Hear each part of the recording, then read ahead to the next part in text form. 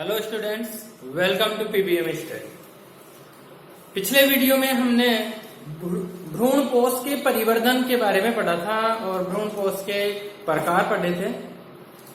आज के इस वीडियो में हम चर्चा करेंगे भ्रूण परिवर्धन, डेवलपमेंट ऑफ एम्ब्रियो, यानी कि भ्रूण का किस प्रकार से परिवर्धन होता है, विकास किस प्रकार होता है।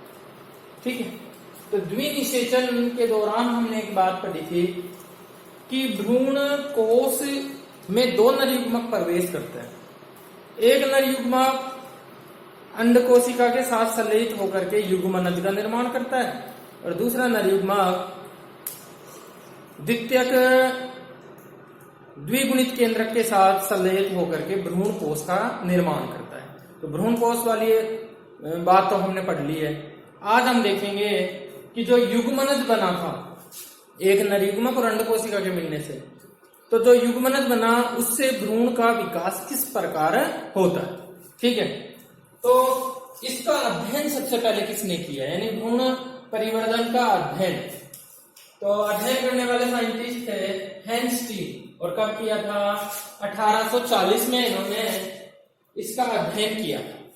किसमें किया, क्रूसीफेरिकुल के पादप, कौन से पादप में, द्विबीजपत्री पादप में। और द्विबीजपत्री पादप कौन सा, कैप्सिला वर्सा पेस्टोरिस। इस द्विबीजपत्री पादप में भ्रूण के परिवर्धन का अध्ययन किया। ये कैसा पादप है, द्विबीजपत्री। तो इसका मतलब ये हुआ कि हम द्विबीजपत्री पादपों में भ्रूण के परिवर्धन के बारे में पढ़ेंगे। तो इन्होंने जो अध्ययन किया था वो ही अध्ययन, उसी का वर्णन यहाँ पर दिया गया है। तो हम देखते हैं, द्विनिषेचन में युग्मक संलयन की क्रिया हुई थी, यानी प्रथम निषेचन या सत्य निषेचन, और उसके द्वारा क्या बना था, युग्मनज। ठीक है, युग्मनज कैसा होता है, 2n, द्विगुणित। ये युग्मनज बना था। अब इसके बाद इससे परिवर्धन भ्रूण का किस प्रकार होगा, तो सबसे पहले इसमें अनुप्रस्थ विभाजन होता है। युग्मनज में एक अनुप्रस्थ विभाजन हुआ और उसके परिणाम स्वरूप दो कोशिकाएं बनी। एक कोशिका कौन सी बनी, शीर्षस्थ कोशिका, और दूसरी कोशिका कौन सी बनी, आधारीय कोशिका। शीर्षस्थ कोशिका निभाग की ओर बनेगी, किस ओर बनेगी, निभाग की ओर, और आधारीय कोशिका किस ओर बनेगी, बीजांड द्वार की ओर बनेगी। इसका मतलब ये हुआ कि हम प्रतीप बीजांड में भ्रूण के परिवर्धन का अध्ययन कर रहे हैं, क्योंकि प्रतीप बीजांड में क्या होता है, बीजांड द्वार नीचे की ओर होता है और निभाग होता है ऊपर की ओर। तो निभाग की ओर बनी शीर्षस्थ कोशिका और बीजांड द्वार की ओर कौन सी कोशिका बन रही है, आधारीय कोशिका। अब इन दोनों कोशिकाओं में विभाजन साथ साथ होंगे। शीर्षस्थ कोशिका में तो विभाजन होंगे अनुदैर्घ्य यानी लंबवत खड़े, जबकि आधारीय कोशिका में सारे विभाजन होंगे अनुप्रस्थ। ठीक है, लेकिन दोनों में साथ साथ होंगे। तो शीर्षस्थ कोशिका में लंबवत विभाजन हुआ, अनुदैर्घ्य विभाजन हुआ, परिणाम स्वरूप कितनी कोशिकाएं बनी, दो कोशिकाएं बन गई। लंबवत विभाजन हो रहा है, दो कोशिकाएं बन गई। इस तरफ आधारीय कोशिका, इसमें सारे अनुप्रस्थ विभाजन हो रहे हैं और अनुप्रस्थ विभाजनों के द्वारा एक लंबी कोशिकाओं की संरचना बन जाएगी और इस संरचना को कहते हैं निलंबक। क्या कहते हैं, निलंबक। और इस निलंबक की अंतिम कोशिका फूल करके किसका निर्माण करेगी, चूसकांग का। चूसकांग क्या कार्य करता है, भ्रूण कोश से भोजन का चूषण करेगा और भ्रूण को उपलब्ध करवाएगा। ठीक है, आधारीय कोशिका में कैसा विभाजन हुआ, अनुप्रस्थ, और अनुप्रस्थ विभाजन के दौरान क्या बना, निलंबक, और सबसे नीचे वाली कोशिका फूल करके क्या बना रही है, चूसकांग, जो क्या करता है, भ्रूण कोश से भोजन का चूषण करके भ्रूण को परिवर्धन हेतु उपलब्ध करवाता। ठीक है, अब हम शीर्षस्थ कोशिका की बात करेंगे आगे पर। ठीक, इसकी जो मेन बात है वो मैंने बता दी। हाँ, इसकी जो सबसे ऊपर वाली कोशिका होती है, जो शीर्षस्थ कोशिका के टच में रहती है, इस कोशिका को कहते हैं अध्यय स्फीतिका। निलंबक की सबसे ऊपरी कोशिका क्या कहलाएगी? अध्य स्थितिका, जो आगे चल करके मूलांकुर के शीर्ष का निर्माण करेगी। मूलांकुर के शीर्ष का क्या करेगी? निर्माण। ठीक, अब बात करते हैं ऊपर वाली शीर्षस्थ कोशिकाओं की। तो हमने देखा कि शीर्षस्थ कोशिका में एक अनुदैर्घ्य विभाजन हुआ, 2 कोशिकाएं बनती। अगला विभाजन भी अनुदैर्घ्य ही होगा। ये विभाजन ऐसे हुआ तो अगला विभाजन यूं होगा। ठीक है, जैसे मान लीजिए कि ये कोशिका है और इसमें पहला विभाजन यूं हुआ तो 2 कोशिकाएं बन गई, जो हम यहाँ पर देख पा रहे हैं। लेकिन अगला विभाजन यूं होगा तो 2 कोशिकाएं आगे होंगी और 2 कोशिकाएं पीछे होंगी। तो पीछे वाली कोशिका को तो हम बोर्ड पे बना नहीं सकते, इसलिए उसके जो केंद्रक है ना, उनको यहीं दर्शा दिया। ये रहे, इसका मतलब ये है कि 2 कोशिका कहाँ है? आगे की ओर, और 2 कोशिका कहाँ है? पीछे की ओर। टोटल कितनी कोशिकाएं हो गई? 4 कोशिकाएं। 4 कोशिकाओं की अवस्था को क्या कहते हैं? चतुष्टांशक कहते हैं। ठीक, अब इसमें फिर अनुप्रस्थ विभाजन होगा। इन 4 कोशिकाओं में कैसा विभाजन हुआ? अनुप्रस्थ विभाजन, जिससे टोटल कितनी कोशिकाएं बन गई? 8 कोशिकाएं बन गई। ठीक है, 8 कोशिकाओं में 4 रहेंगी आगे, 4 रहेंगी पीछे, तो टोटल 8 कोशिका की अवस्था को क्या कहेंगे? अष्टांशक। ठीक है, अब अष्टांशक में फिर से विभाजन हुआ। ठीक, और ये कैसा विभाजन हुआ? परिणत विभाजन होगा। किस प्रकार का विभाजन होगा? परिणत विभाजन, जिससे टोटल 2 परतें बन गई हैं। बाहर वाली परत त्वचाजन और अंदर वाली आंतरिक कोशिकाएं, या अंत परत भी बोल सकते हैं हम इसको। तो 8 कोशिकाओं की, 8 कोशिकाएं बाहर की ओर, 8 कोशिकाएं अंदर की ओर, तो टोटल 8 कोशिकाओं की 2 परतें बन गई। बाह्य त्वचाजन और आंतरिक परत या आंतरिक कोशिकाएं।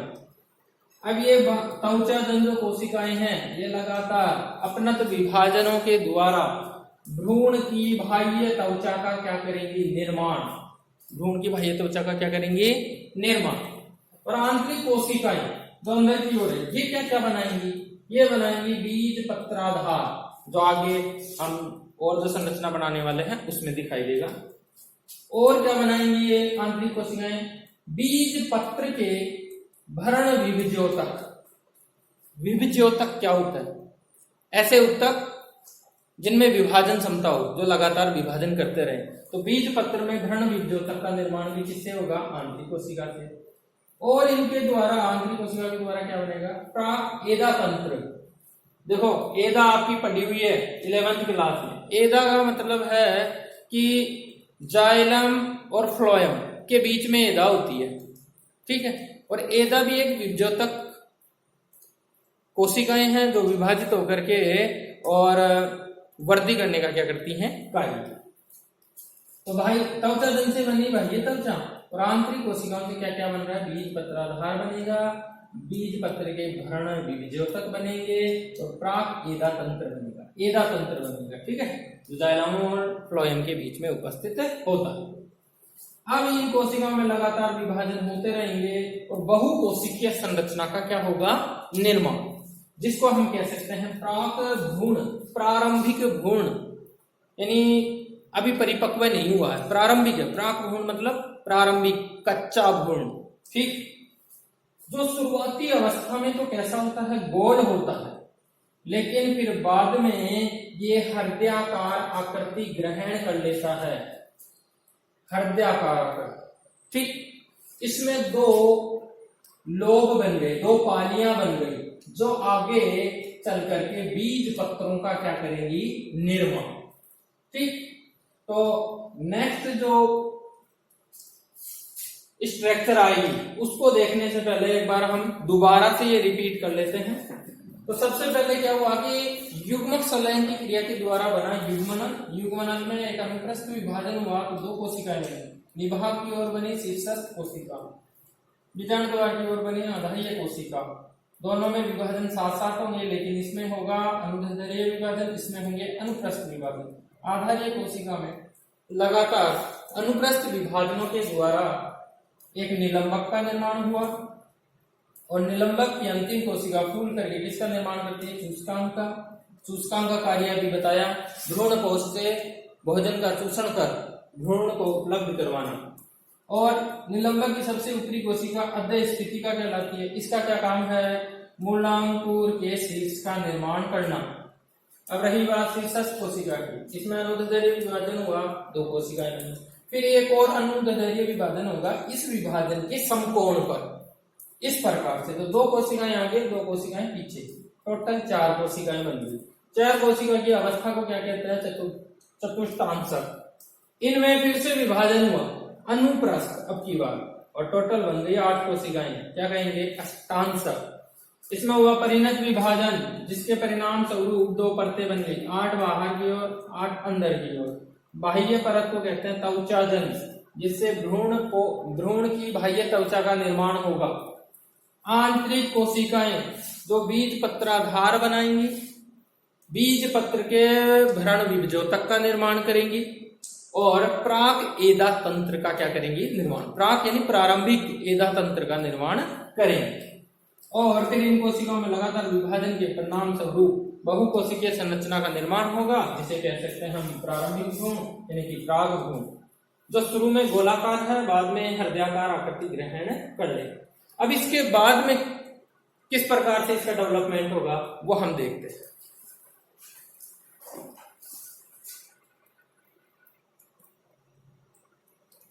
तो हम देखते थे कि भ्रूण का परिवर्तन किस प्रकार हो रहा है। तो हमने देखा कि भ्रूण हृदयाकार आकृति ग्रहण कर लेता है, और इसमें 2 पालियां बन जाती हैं, और बीच में खांच बन जाती है।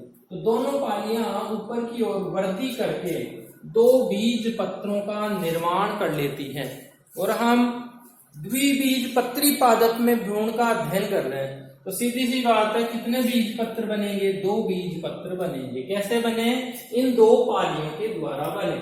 और ये जो खांच है ये बड़ी हो गई, और खांच के शीर्ष पर क्या उपस्थित होता है? परांकुर। ठीक है, तो पालियां बड़ी होकर के 2 बीज पत्रों का निर्माण कर लेती है। और भ्रूण का मुख्य भाग होता है इसके बीच का भाग, जिसे हम कहते हैं भ्रूण अक्ष। ठीक है, सबसे बीच का भाग है। इसके ऊपर की ओर स्थित होता है परांकुर, और नीचे की ओर स्थित होता है मूलांकुर। ठीक, और अभी थोड़ी देर पहले हमने एक बात पढ़ी थी कि निलंबक की जो सबसे ऊपरी कोशिका होती है, जिसे हम क्या कह रहे थे? अद्य स्थितिका। ये क्या करेगी? इस मूलांकुर के शीर्ष भाग का क्या करेगी? निर्माण। यानी ये मूलांकुर, और मूलांकुर के आगे की ओर मूलांकुर शीर्ष रहेगा, जिसका निर्माण किससे होगा? अद्य स्थितिका से होगा। ठीक, अब ये जो भ्रूण अक्ष है, इसका ऊपरी भाग कहलाएगा बीज पत्रोपरिक। क्या कहेंगे ऊपरी भाग को? बीज पत्रोपरिक, जहां कौन उपस्थित रहेगा? परांकुर। और नीचे वाला जो भाग है उसे कहेंगे बीज पत्रोधार, जहां कौन उपस्थित रहेगा? मूलांकुर। ठीक, नीचे की ओर ये निलंबक है, कैसे बना पढ़ चुके हैं, चूसकांग के बारे में भी हम पढ़ चुके हैं। तो इस प्रकार से भ्रूण का क्या हो गया? परिवर्तन हो गया। अब मूलांकुर से किसका निर्माण होगा? अंकुरण के समय मूल का, जब बीज को उगाया जाएगा तो मूलांकुर से किसका निर्माण होगा? मूल का। और परांकुर से किसका निर्माण होगा? पररोह भाग का, यानी पादप के वायवीय भाग का निर्माण होगा। ठीक, अब ये भ्रूण कहाँ व्यवस्थित होता है, किसमें व्यवस्थित रहता है? तो इसके लिए ये डायग्राम देखिए, ये बीजांड का डायग्राम है। ठीक, जो हम पहले पढ़ भी चुके हैं। अब इस बीजांड में ये जो अंदर वाला कक्ष है, जो पहले भ्रूण कोश था, अब भ्रूण कोश में 2 चीजें बन गई है। एक तो क्या बन गया है? भ्रूण बन गया है, और उसके चारों ओर क्या बन गया है? भ्रूण कोश बन गया है। तो ये दोनों चीजें कहाँ बनी हुई है? भ्रूण कोश में। ठीक, अब देखिए निलंबक किससे जुड़ा हुआ है? भ्रूण कोश से, या भ्रूण कोश के केंद्रकों से जुड़ा हुआ है। तो ये क्या करेगा? अभी इसके काम भी हमने पढ़े थे, क्या है ये? चूसकांग। ये भ्रूण कोश से भोजन का चूषण करेगा और फिर वो भोजन किस में जाएगा, भ्रूण में जाएगा और भ्रूण अपना विकास कर लेगा। ठीक, ये ऊपर वाले दोनों वाहक कौन से हैं, बीज पत्र, ये भ्रूण अक्ष, ये अभी बता भी चुका मैं, ऊपरी भाग पर अंकुर, नीचे की ओर होगा मूला। ठीक है, तो ये तो हो गया भ्रूण और भ्रूणकोश।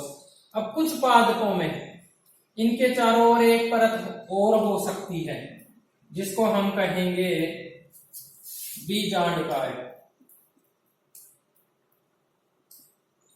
ज्यादातर पादपों में जब भ्रूण का विकास होता है यानी बीज बन रहा होता है तो बीजांडकाय अपाशित हो जाता है, अपगठित हो जाता है, लेकिन कुछ पादप हैं जिनमें बचा रहता है, उनके इसके बारे में आगे पढ़ेंगे हम। और फिर इसके चारों ओर क्या उपस्थित है, अध्यावरण, जिसकी दो परतें होती हैं, बाह्य अध्यावरण, अंतर्ध्यावरण। अध्यावरण से किसका निर्माण होगा, बीजावरण का, बीज के आवरणों का निर्माण होगा।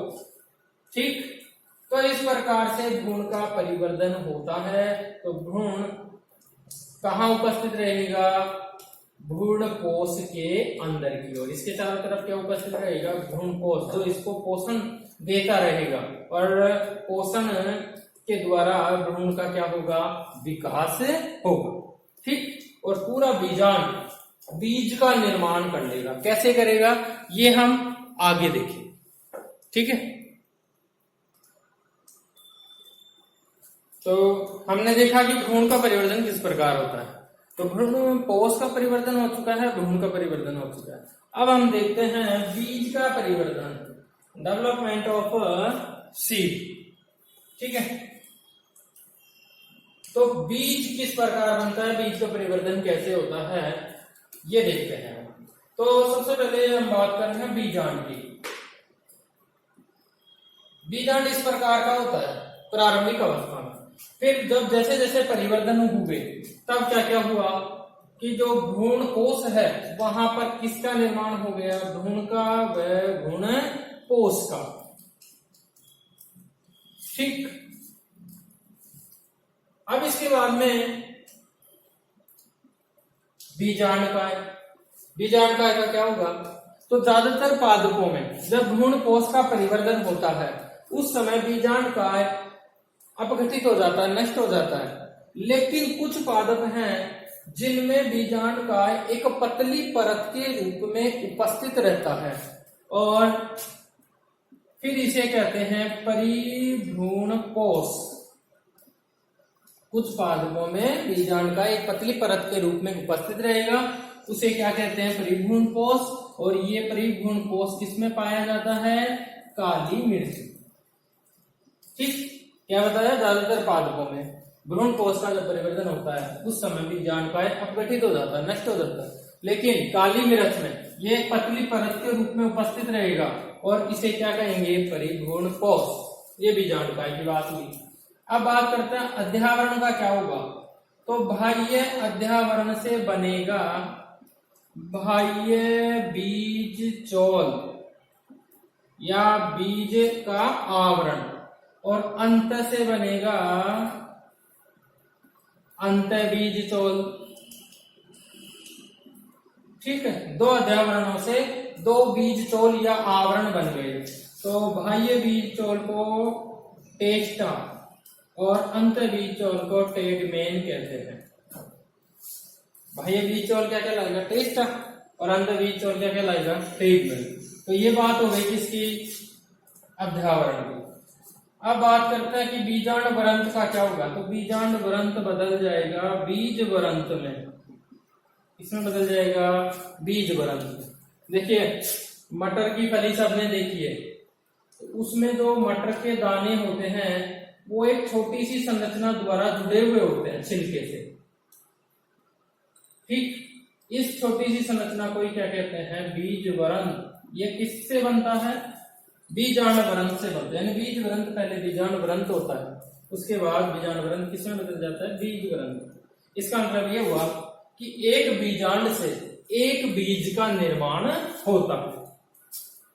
बीजांड द्वार में, निभाग में, नाभिका में इनमें कोई विशेष परिवर्तन नहीं होते हैं, इनके ऊतक परिपक्व हो जाएंगे।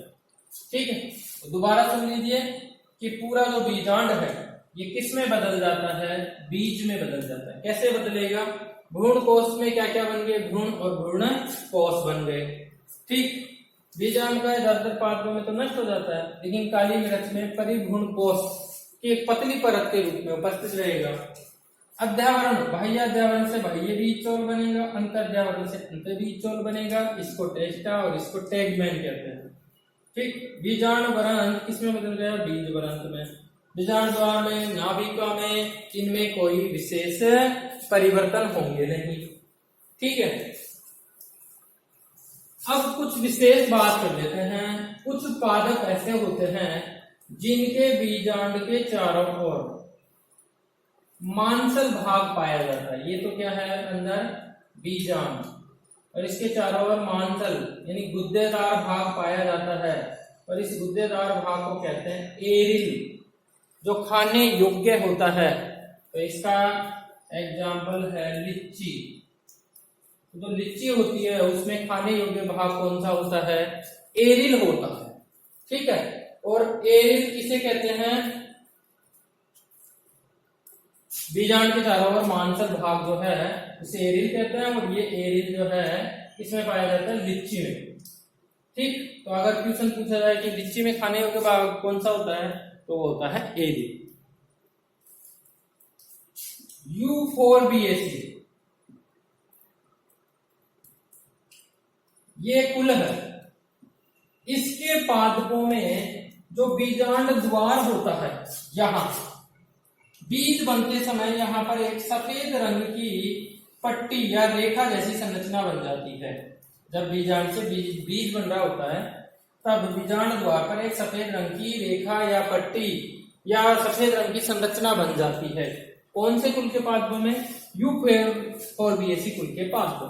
तो इस सफेद रंग की पट्टी को कहते हैं केरंकल।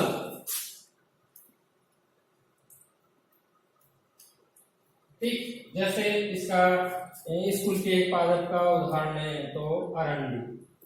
अरंडी में केरंकल पाया जाता है। केरंकल क्या होता है, बीजांड द्वार पर एक सफेद रंग की संरचना।